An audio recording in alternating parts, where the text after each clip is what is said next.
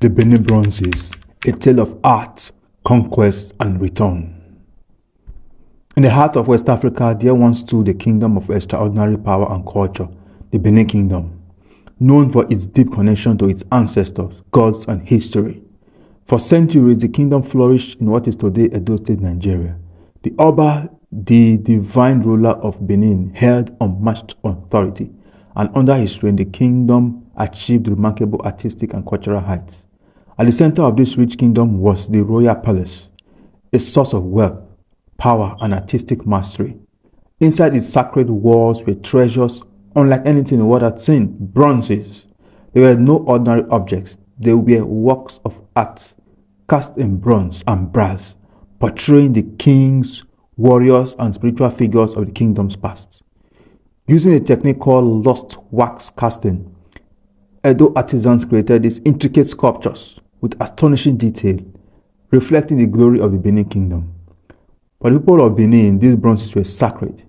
They were more than decorations. They were symbols of their ancestors, guardians of history, and keepers of royal prestige.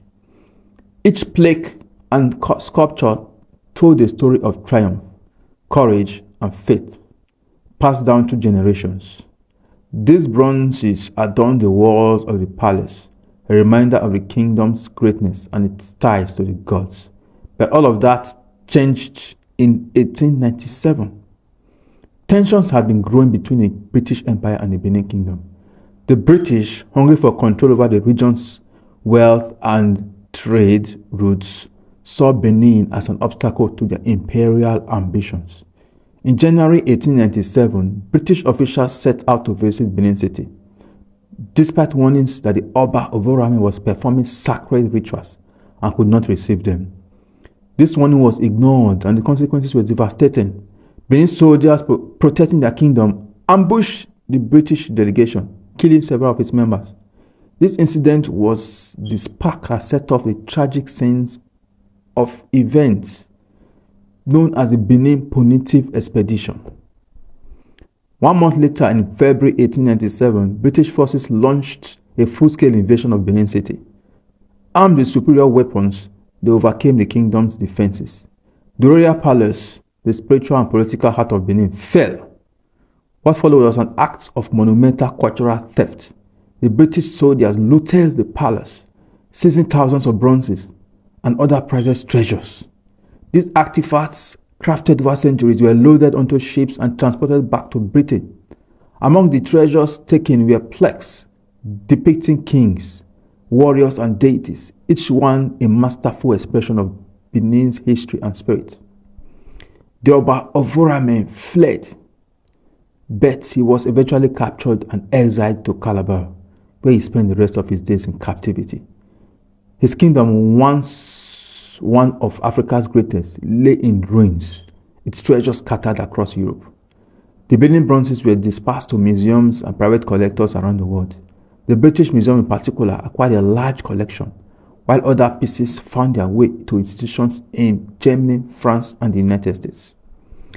These treasures, once the pride of Benin, became symbols of colonial domination, trophies of war displayed in foreign lands. For over a century, the bronzes remained far from home, admired by art lovers and historians, but disconnected from the people who had created them. The loss of these treasures was a wound that the Edo people carried for generations.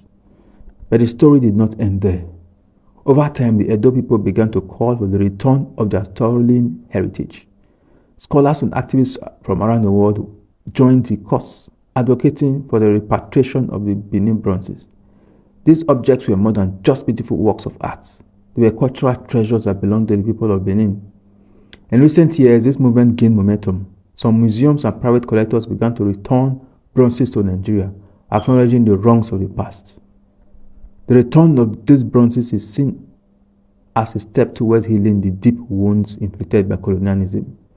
In Benin City, plans are underway to build the Edo Museum of West African Art, a grand institution that will house these bronzes and other artifacts of Benin's rich history. This museum will be a place of cultural revival, where Edo people can reconnect with their past and share their story with the world. As more bronzes come home, the legacy of Benin Kingdom continues to thrive. The spirit of the kingdom, captured in the bronzes that once adorned the palace, is slowly returning to where it belongs. These treasures, once taken as spoils of war, are coming home to the people who gave them life. The story of the Benin Bronzes is not just a tale of loss. It is a story of resilience, justice, and the enduring power of cultural identity. The bronzes may have been scattered across the world, but the soul of the Benin kingdom remains unbroken. Thank you guys for watching. Kindly like, share, and follow for more. Bye.